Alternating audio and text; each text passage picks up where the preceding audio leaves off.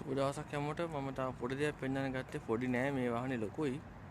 මේක සාමාන්‍යයෙන් අඩි මම හිතන්නේ 12මාරක් 14මාරක් විතර දිගයි. මේක අර කර්ටන් ටයිප් එකේ පොඩි වාහනයක්. දොරවල් දෙක සාමාන්‍ය විදිහට තියෙනවා. ඒතර කර්ටන් එක ගලවන්න පුළුවන්. ගලවලා කේබල් එක දාලා තියෙනවා, සේෆ්ටි කේබල් එක. එතකොට ওই කේබල් එක දොරවල් දෙකේ මැදට ගේන්න දෙපැත්තෙම ගෙනල්ලා මැදි ලොක් එකක් දාන්න, සීල් එකක් දාන්න පුළුවන්. ප්ලාස්ටික් සීල් එකක් හරි යකඩ සීල් එකක් හරි. යකඩ කියන්නේ පටි සීල් එකක්. ඊට අමතරව මේකේ අර ලොකු ටේලර් වගේම අපි පාවිච්චි කරන මීටර් 14 ටේලර් වගේම මේකෙත් දෙපැත්තේ පොල් දෙක පඳන කර්ඩන් එක ඉස්සරහට පස්සට බඩු පටවන්න කරන්න පුළුවන්. වාහනේ පොඩි. මම ඉස්සරහ කොටස පොඩ්ඩක් පෙන්නන්නම්.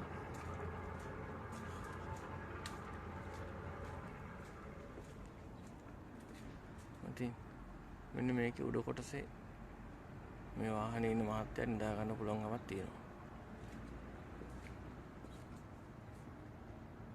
ලංකාවට ගෙනවන හොඳ වාහනයක් හැබැයි.